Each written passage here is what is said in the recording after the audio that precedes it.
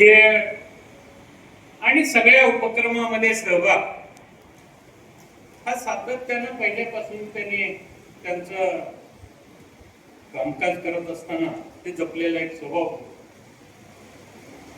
खरं स्वर्गीय DB. Patil sir आणि बापू ज्यांनी स्वतःच्या एकूण प्रगती बरोबरच गावाची, भागाची, इतरांची सुद्धा प्रगती करण्याच्या बाबतीमध्ये खूप मोठं योगदान दिलं. खरं डी.बी. पाटील सर म्हणजे नागनाथ अण्णांचे खूप, आता त्या वेळात मी जात नाही, पण नागनाथ अण्णांनी प्रिन्स शिवाजी मध्ये डी.बी. सरना आणलं आणि मग त्यानंतर बाकीच्या सगळ्या डेव्हलपमेंट सुरू झाल्या. पण विनयराव आज सेवानिवृत्त सर्व्हिस मधून जरी होत असलो आपण तरी तुम्हाला सेवानिवृत्ती वगैरे अशी काही भानगड नाही. माहिती आहे आपल्याला जे सरांनी केलं, जे बापूंनी केलं ते आपल्याला पण करायचं. एकूण जिथं जिथं शक्य असेल, मग गावातलं कामकाज असेल, कोल्हापूर मधलं कामकाज असेल, या ठिकाणी उत्साहानं ते माझं म्हणून करतात आणि सातत्यानं धडपडतात. घड्याळाकडे बघायचं नाही, वेळ सुट्टी वगैरे ह्या सगळ्या गोष्टीपेक्षा त्या सार्वजनिक कामकाजाला ते सातत्यानं वाहून घेतात.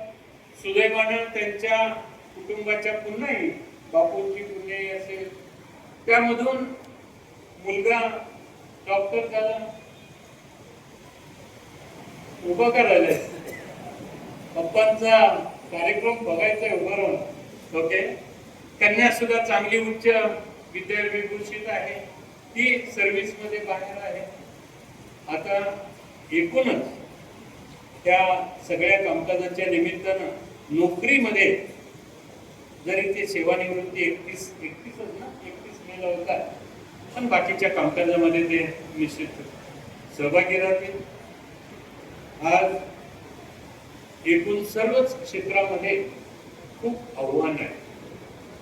त्यांनी जे आतापर्यंत काम विशेषतः जास्त शैक्षणिक क्षेत्रात केलं, आजचं शिक्षण हे खेड्यापाड्यापर्यंत जरी पोहोचलं असेल तरी आता गुणवत्तापूर्ण शिक्षण देणं आणि मोबाईल सारखे जी काही आक्रमण व्हायला लागले विद्यार्थ्यांच्या वरती, त्यावरती सुद्धा कुठेतरी पायबंद घालण्याच्या दृष्टीनं कामकाज करणं आणि जो विद्यार्थी अभ्यास, शारीरिक क्षमता ह्या सगळ्या दृष्टिकोनातून त्याच्याकडे लक्ष देणं हे सुद्धा आता काळाची गरज आहे.